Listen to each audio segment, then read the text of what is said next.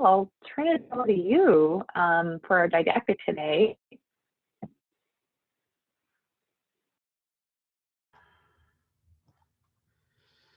Oh, let me pull up the slides real quick.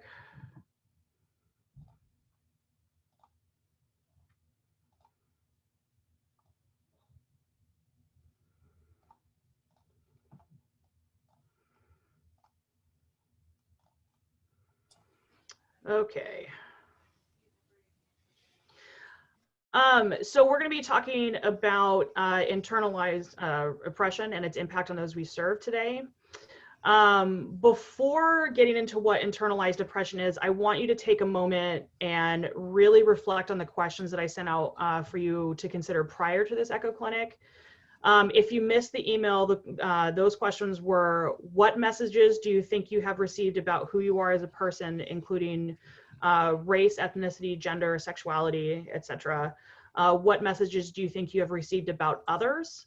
What is your understanding of internalized oppression, and how do you think we can work to dismantle this system externally and internally in ourselves and with our clients?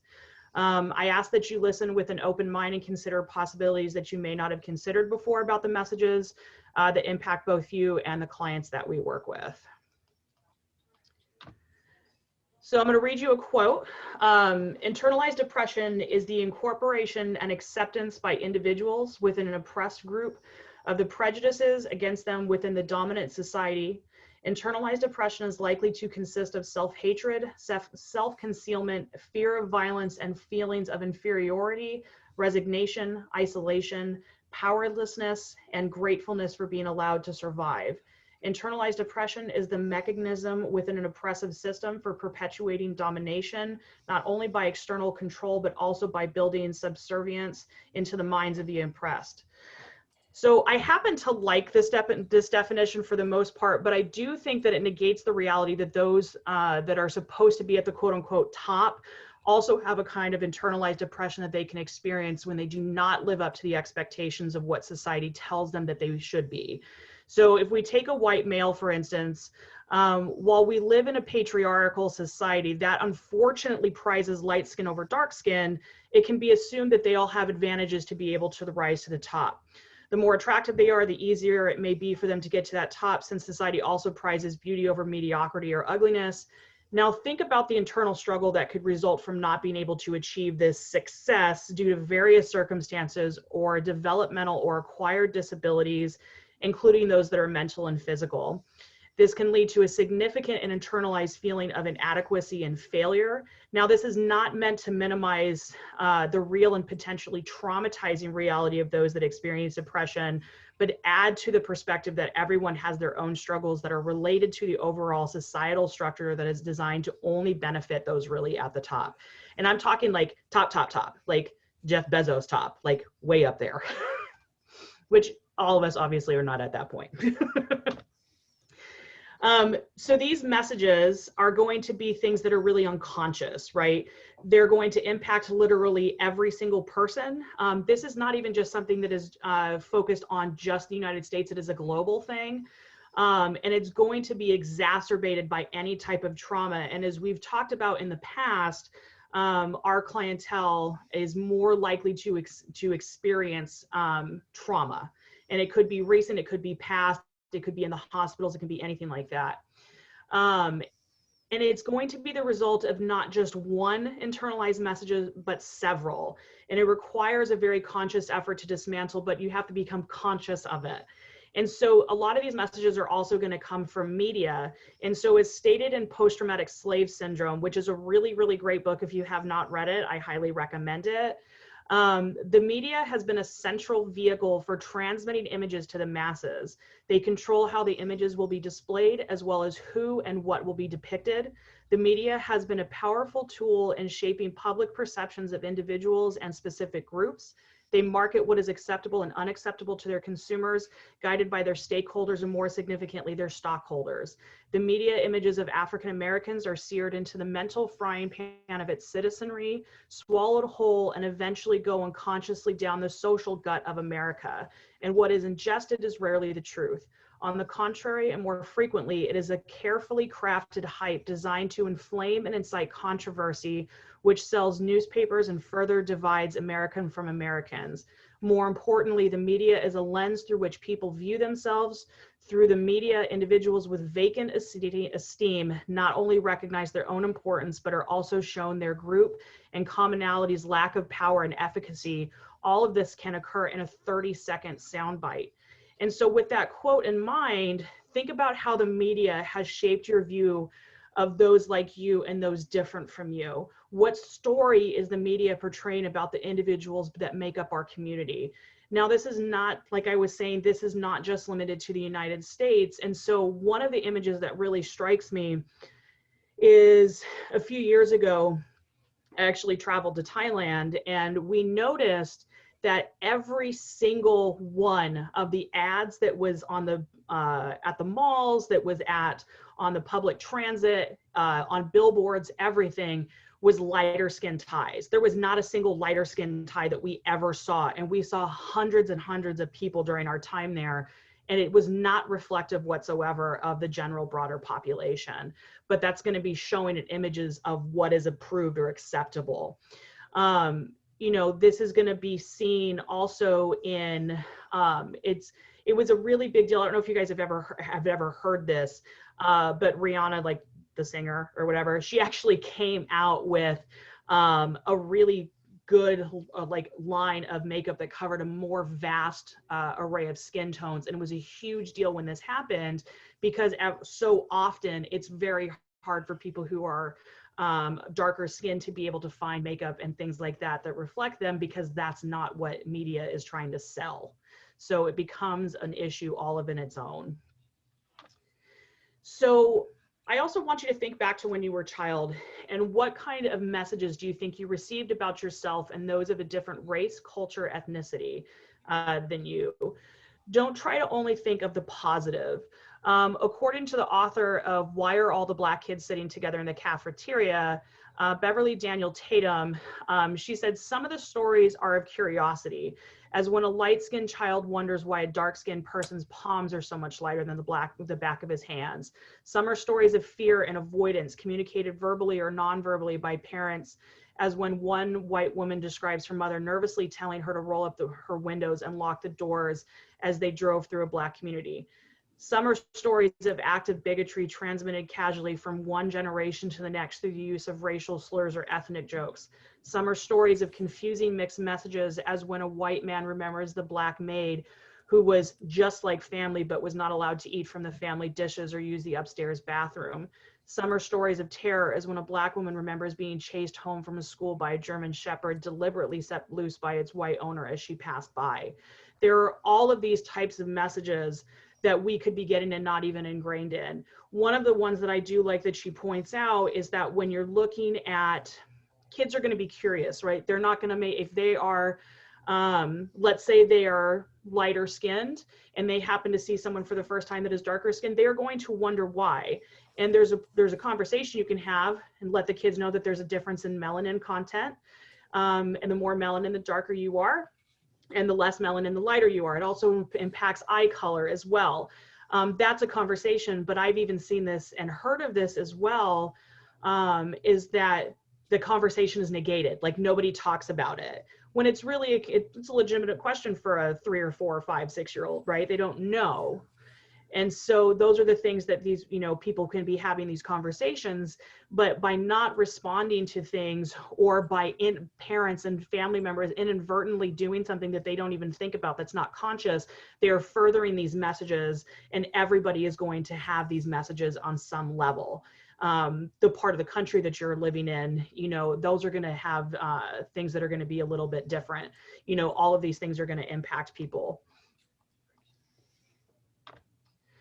Okay, so I'm going to read this quote to you too. There is also some evidence suggesting that children's knowledge of stereotypes depends on their social position. In particular, children from lower social status groups are more attuned to stereotypes.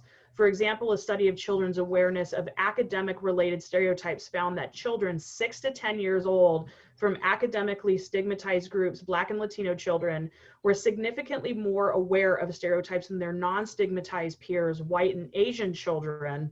In some, children's knowledge of gender stereotypes may be more established than their awareness of race and ethnicity stereotypes, but this knowledge also depends on the child's position within the broader social hierarchy.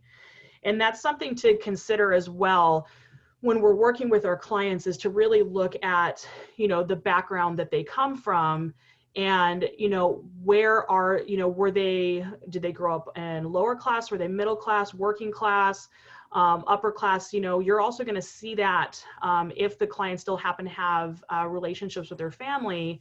I've seen people who come from a place of privilege, and their families are able to provide them with a lot of support. And then I've also seen, you know, clients that are, you know, from a more lower class or a working class, and their family does their best, but they may not be able to help them with monetary things. And so it's just one of those things to kind of think about. And it also is going to be something that maybe impacted their access to education and how all of that worked out when they were younger. So I don't know how many of you guys are familiar with ACEs, which is adverse childhood experiences. This is one of those things that's, you know, especially since a lot of our clientele has dealt with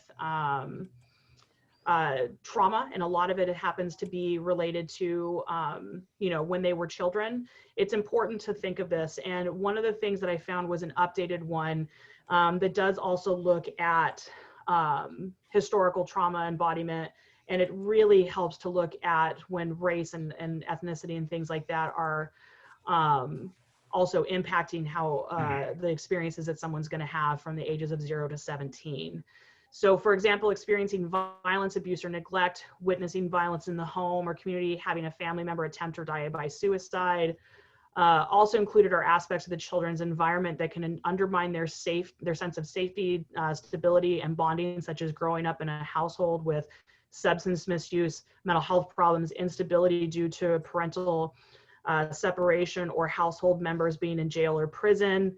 ACEs are linked to chronic health problems, mental illness, and substance misuse in adulthood. ACEs can also negatively impact education and job opportunities. However, ACEs can be prevented on some level, and they are common. About 61% of adults surveyed across 25 states reported they have experienced at least one type of ACE. You can probably even think about your own childhood, and there's probably a lot of us in this field that have experienced something like that's one of the ACEs as well. And that might be what drove us into this field. So we can find some commonality there.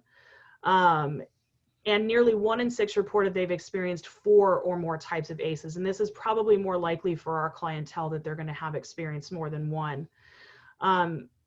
So preventing ACEs could potentially reduce a large number of health conditions. For example, up to 1.9 million cases of heart disease and 21 million cases of depression could have potentially been avoided by preventing ACEs. But unfortunately, especially if our clients are coming from a lower economic status, the ability or the availability for resources may have been a lot lower. And so that could have caused some problems in that being able to be dealt with. And so we're seeing long-term residual effects as they get older.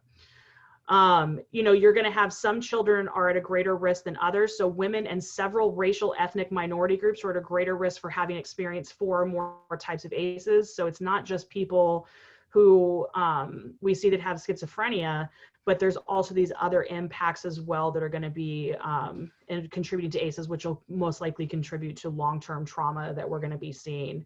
And they happen to be costly. And so the economic and social cost of families, communities, and society totals hundreds of billions of dollars each year. And ACEs can have lasting negative effects on health, well-being, and opportunity. And these experiences can increase the risk of injuries, sexually transmitted infections, maternal and child health problems, teen pregnancy, involvement in sex trafficking, and a wide range of chronic diseases leading cause of death such as cancer, diabetes, heart disease, and suicide. And how many of our clients have chronic diseases, right? They have, a lot of them have diabetes. Some of it's from medication, some of it's from lack of diet. They can have COPD, all these other things, you know, heart disease and such. And we're always worried about our clients committing suicide. ACEs and associated conditions such as living in under-resourced or racially segregated neighborhoods, frequently moving and experiencing food insecurities can cause toxic stress. So you can really see that just all of these things are going to be impacting our clientele from the time that they're really, really young and creating this system of trauma. And so by the time that we see them, there's probably already an extra layer of them distrusting the system, because it's not just the mental health system, it is the system as a whole that has not provided them or their family members or whoever with being able to have access to, to jobs, or to be able to make sure that they have, their basic needs met, or maybe they don't have, mental health clinics in their neighborhood, or whatever it may be. And you have these other things where you have generational trauma that is also impacting clients. And so transgenerational trauma is a real thing. And so you can see this with, if let's say you have some family members or some clients that have family members that survived the Holocaust, there is going to be transgenerational trauma from that.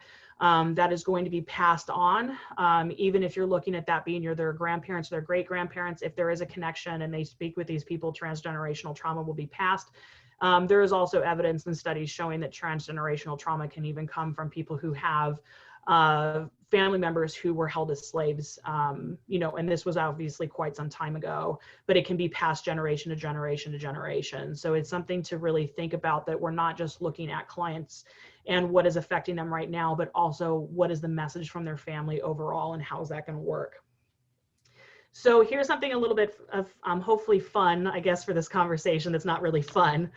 I'm a really big fan of Calvin and Hobbes, but I do find that they've hit the nail on the head on some things. And so I kind of want you to kind of look and guess the gender stereotype that's being looked at. So in the first one, you have the dad talking to Calvin saying, "Since your mom's sick, I'll be making dinner tonight." And he's like, "You can cook?" "Of course I can cook.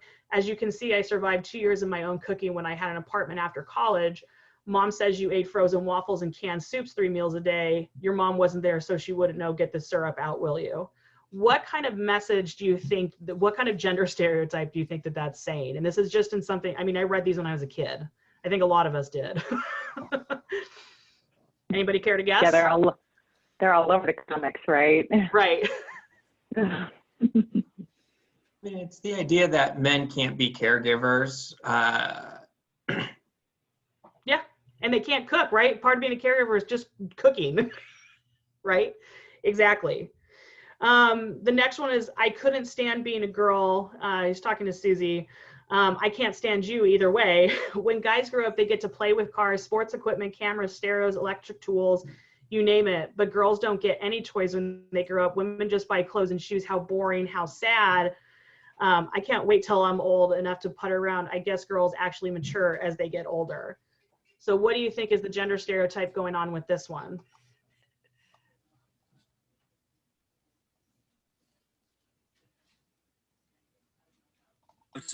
Men are privileged. Men get all the goods and women are left with scraps. Right. Mm-hmm. And then there's one other thing too that's a kind of a reverse thing. What is it that's saying about women? That girls just want clothes and shoes. Right. And I don't know about you, but I mean, I would like clothes and to have enough shoes, but that is not, I don't know very many women who are very focused on that. Nope. I know there are some. I mean, of course, these stereotypes exist for a reason, because there are people who fit these stereotypes, but I don't know how many of us are doing that. We all work in mental health besides. I mean, in the tool, it says only guys are mechanically oriented, right? That's a huge thing too. That I know that, it's one of the things to consider when working with clients and trying to find them jobs, is that there are definitely male dominated and female dominated professions. And before I came to PACT years ago, I used to have a client who wanted to go into underwater welding, and she had done the certifications and everything, but it was incredibly difficult for her to find work because it's such a male dominated field. Another comment is that women can't use tools. What was that, Paul? I'm sorry, I didn't mean to interrupt.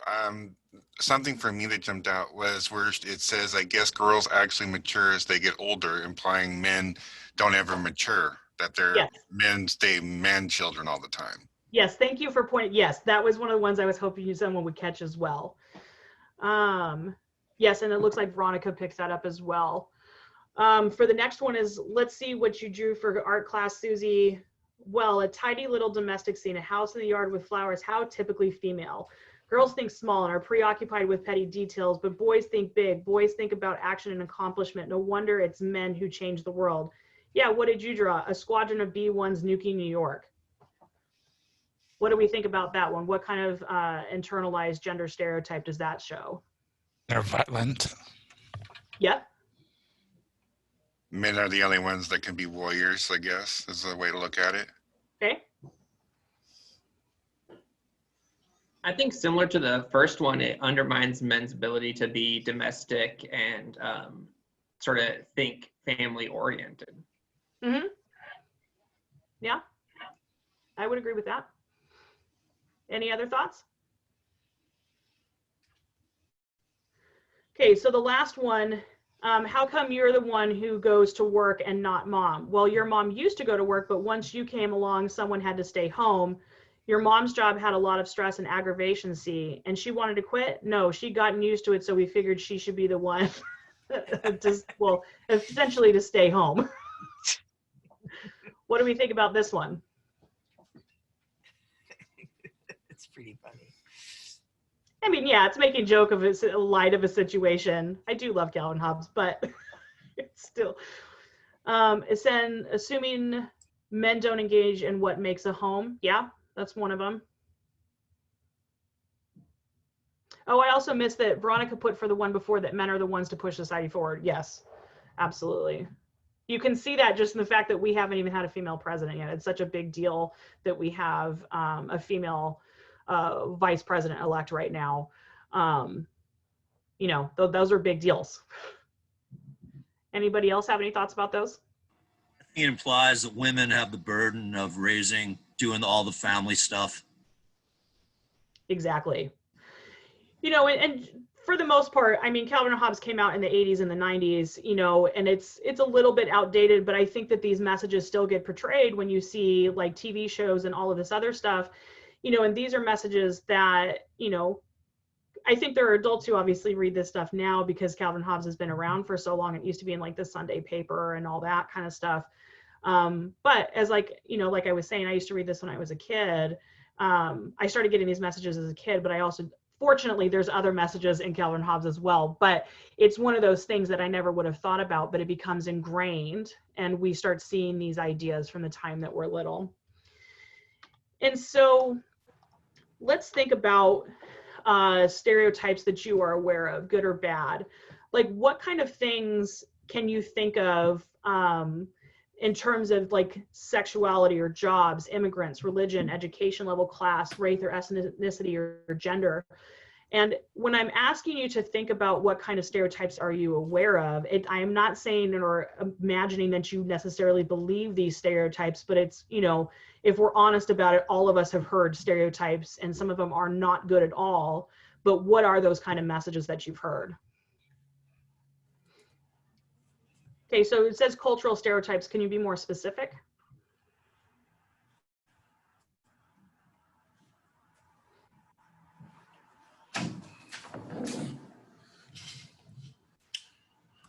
All Mexicans wear sombreros. Okay, yeah. That's definitely synonymous with people from Mexico or people who are descendants of people from Mexico. What else? I know you guys have them. Particularly Black with, people. No one likes to say it out loud. Like I said, I am not, there is no assumption that you guys believe it, but these things exist. And the only way for us to make sure that we understand them is to acknowledge that they're there. And every single one of us has heard these. All Black people have a good sense of rhythm. Okay, yeah, that's one. That gay men are always effeminate or have some wonderful fashion sense. Yep.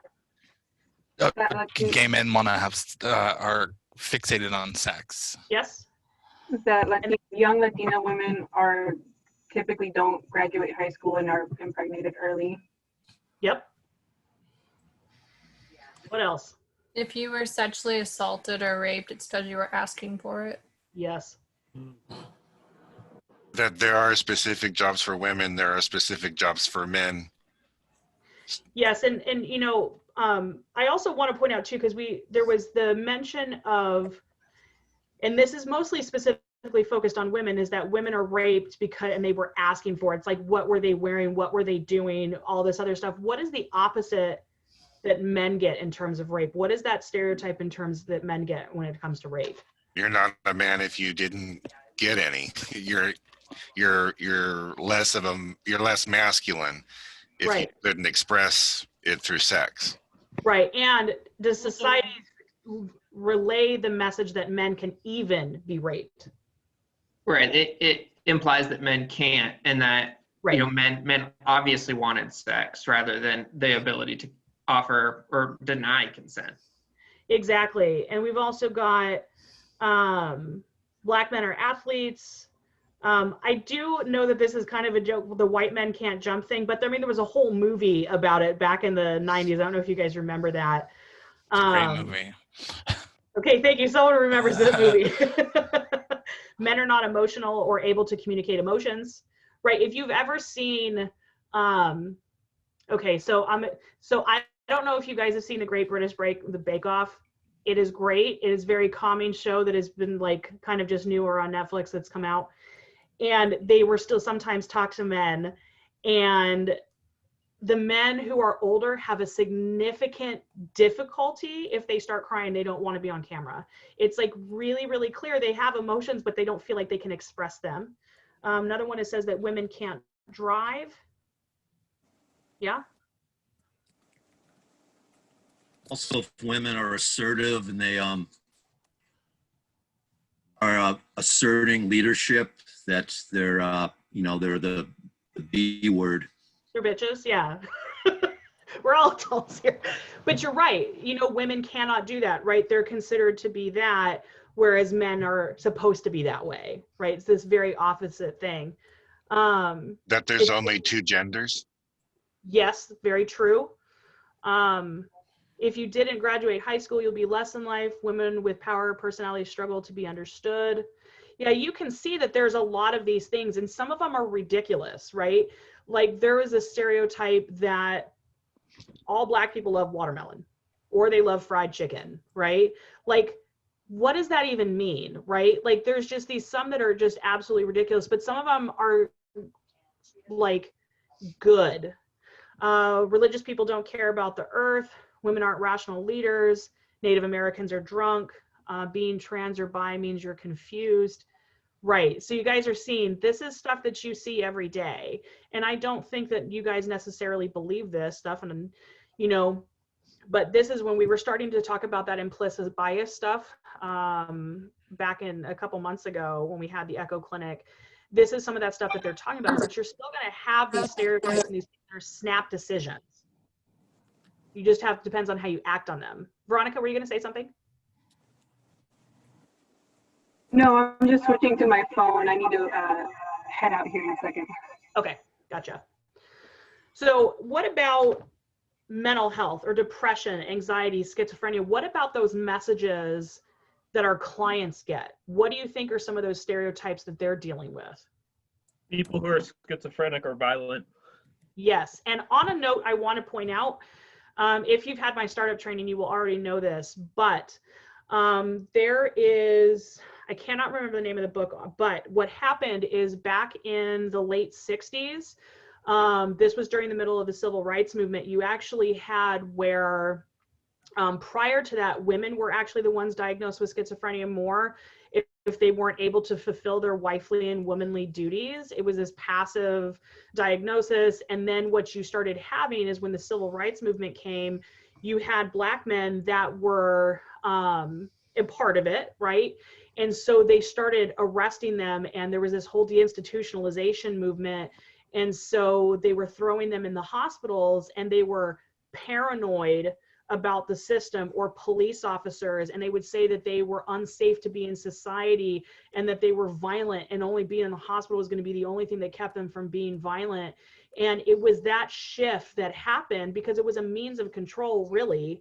That's when you started actually being seeing the shift from schizophrenia being more of a docile thing to being more of a violent thing. And it was a racial thing that started it. And I mean, and so that's what we're going to see, because, you know, that's been going on for, you know, like 50, 60 years at this point. So I just wanted to throw that out there. And there's a whole study that was done on it. If you want to know more, I can actually look up what the title of the book is. I can't think of it off the top of my head. Or just email it. That would be interesting, definitely. Yeah. So media really propagates this, like any CSI episode, a lot of these crime shows, anyone that's bipolar, they're usually wielding a knife and have been in a violent crime. Yeah. Other ones we've got are homeless or drug addicts, that women are obligated to sex, which is their duty. Yes, especially from some religious frameworks. That's a big thing too. Just get over it. People are, you know, for mental health, that they're dangerous. We talked about that. That it's somehow the parents' fault or the way that they were raised is the reason why they have the mental illness. Yes. Mm-hmm. That if you are schizophrenic or have some other mental health disorder, that you are not fixable or able to ever manage your illness, and that you will never have a quote unquote normal life.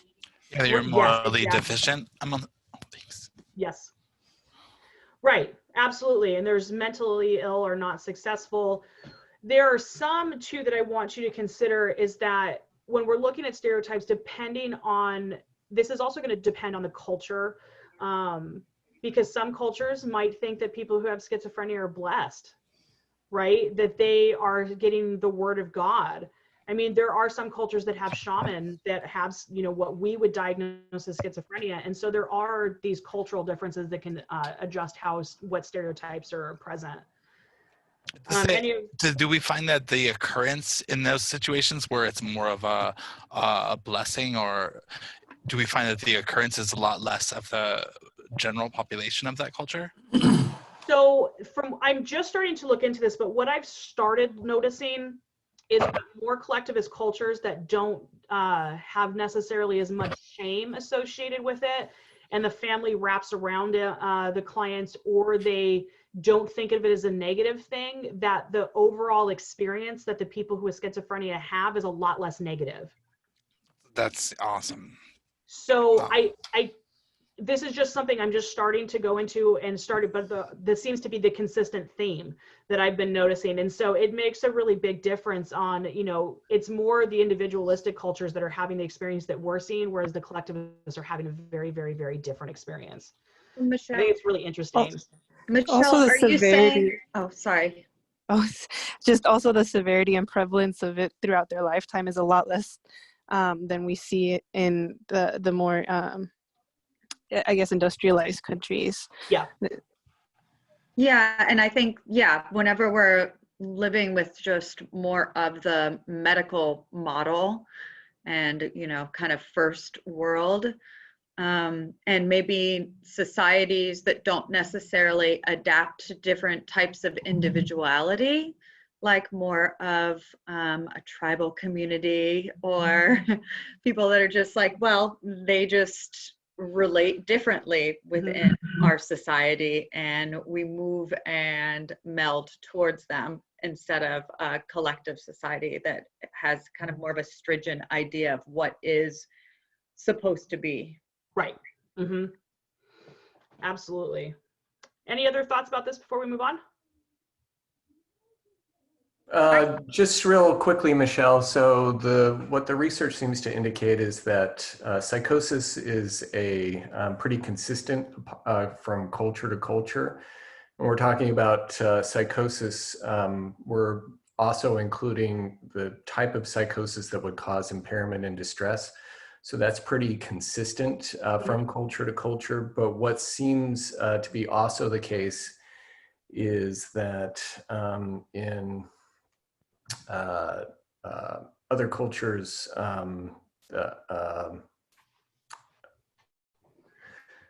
outside of the United States and more Western cultures, that there is a tendency for people to recover quicker from psychosis. More people do seem to recover, and that the view of other cultures does vary quite significantly to the degree in which psychosis is seen to be something that's threatening or something that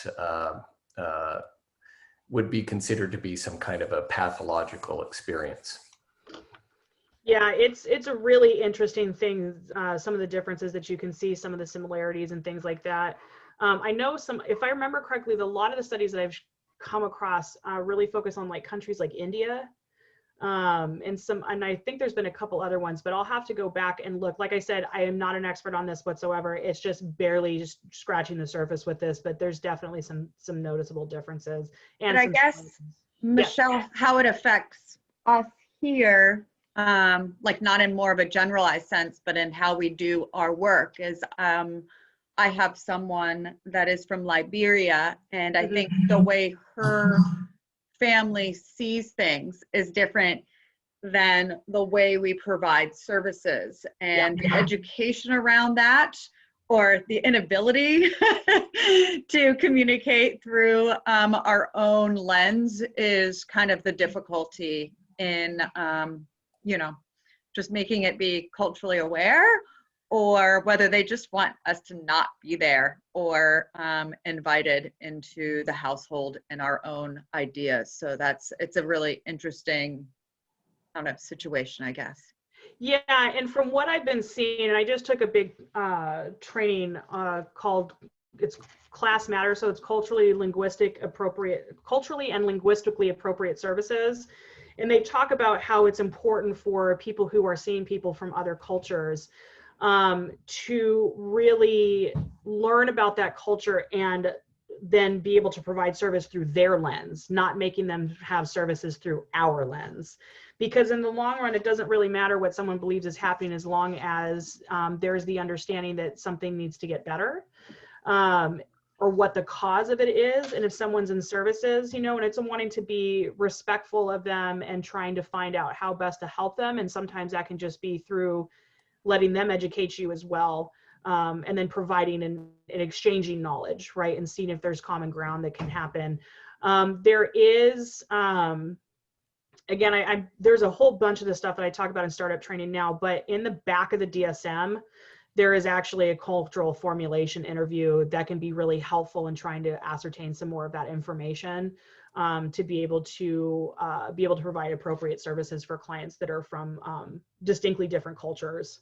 So I just started looking at it myself. I have not copied it to the training because that's way too long and wordy, but but that's there as well.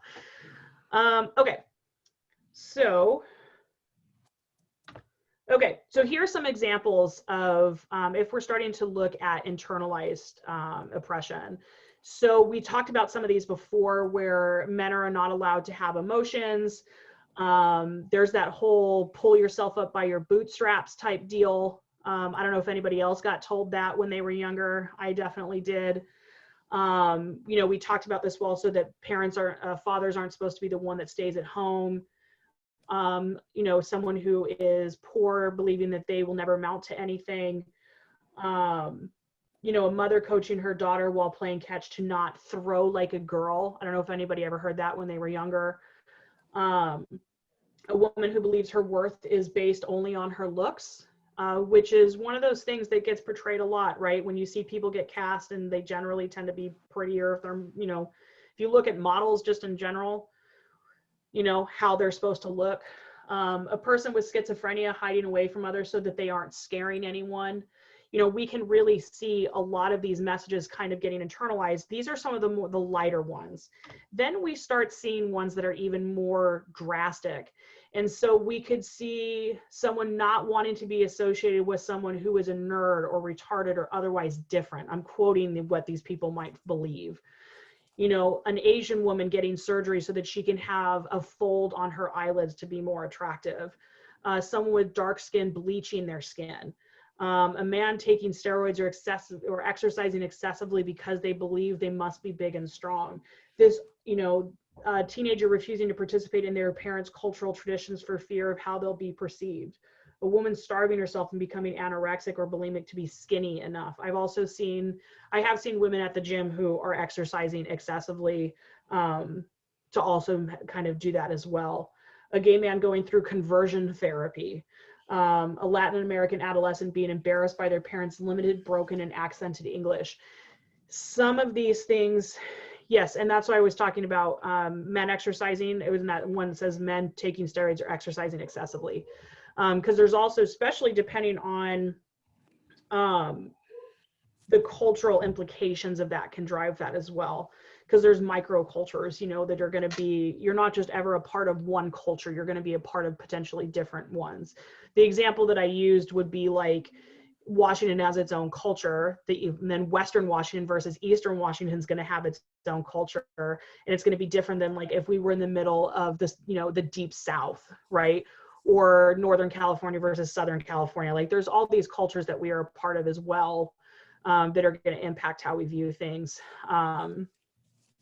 Does that kind of make sense though, that some of these start getting to be where people are doing literal body modification? It's people going to get liposuction because they believe that that's the only way that they're going to be viewed as acceptable. And they could be getting implants. There's all kinds of stuff that they can be doing. Oops. Okay. So one of the things, if we're looking at how this is going to impact our clients, is to really start looking at the messages they received even before their illness began, because those don't just go away. All right. And we're looking at potentially multiple messages that have been feeding into them. And it's also going to be messages that they heard about people with the same diagnoses they had and how that's going to impact them as they, now, like how do they view themselves now based on those messages?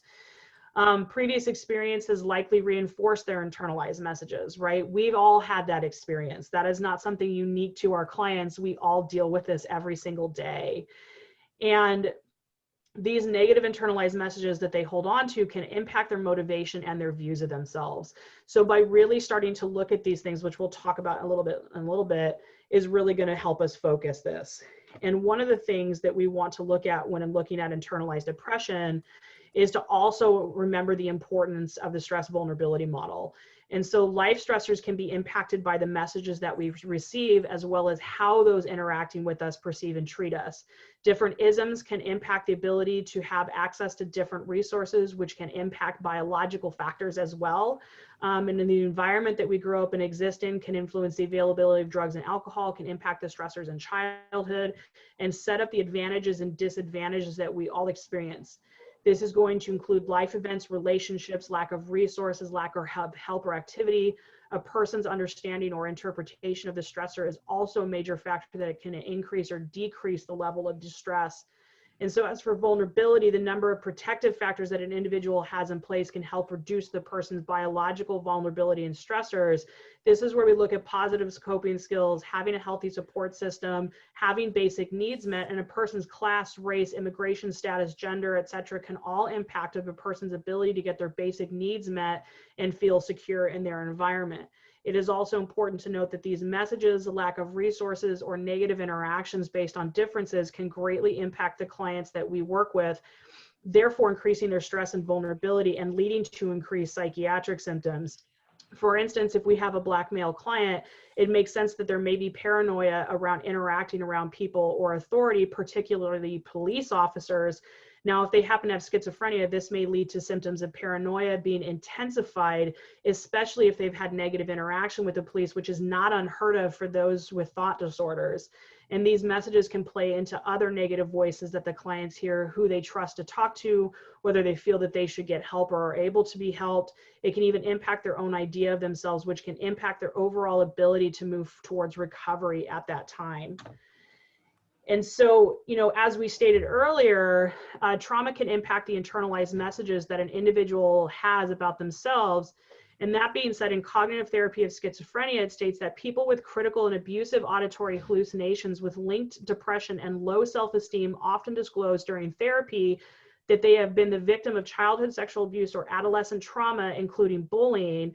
And you can think about how bullying is going to be also a result of a lot of stereotypes that we're having to deal, that clients and ourselves have had to deal with. Early trauma has been linked to hallucinations in schizophrenia, and specifically to diagnostic symptoms of schizophrenia. In such cases, it may be further negative life events that trigger abusive voices. And so, considering that statement, it is important to consider how these negative internalized messages may also be impacting the healing process, affecting self-esteem and possibly PTSD, and therefore increasing the severity of hallucinations. So for example, if a woman is raped, she may have internalized that she deserved it because of what she was wearing or how she led the man on. There are common themes. These are common themes in rape culture that is permeated and then internalized in women. With that internalized belief, she may have increased paranoia or have negative voices that are degrading about her looks. Another example could be how a male client has internalized the message that they are supposed to get married, have kids, have a good job, and be attractive and muscular. If this client has not experienced this and were, for instance, bullied by others and was unable to find a job or a girlfriend, their voices may also become demeaning, and they may be afraid of leaving the house, or maybe they become more aggressive because they are always worried that other people are going to assault them. In terms of delusions, it is essential to determine the initial events that led to the development of delusional beliefs. And so while working with clients, once rapport has been developed, they will likely tell you about past events that they view as important. It can also be helpful to talk to family members or to look at old records for things that may have been traumatic or stressful. When talking with family members, you can also listen for any views they have about their family member that is in the treatment that could have manifested into negative internalized messages. In other words, this will help you learn how to understand the client's experience, and it gives a framework to normalize, explore the stress vulnerability in more detail, and gives the individual a voice. So, this is, we really want to look for real life examples also that represent the individual that you are working with and that you are helping, so that they can help normalize that they are, normalize their experience as a person, and to continue to give them an alternate perspective to the messages that they have been receiving their whole life and or since the onset of their illness. And so as you start working with the clients on their own internalized depression, though, it is important to look at the racial cultural identity development model. And so each one of these stages is going to have a situation where the client is going to be potentially struggling with how they're going to be dealing with the information that they have. So in the conformity stage, this is where an individual prefers the dominant culture and values over their own cultural values. During this stage, individuals identify with the dominant group and use them as the primary reference group. They tend to downplay and feel negatively about their own reference group. They tend to downplay and feel negatively about their own cultural groups with low salience as part of their identity.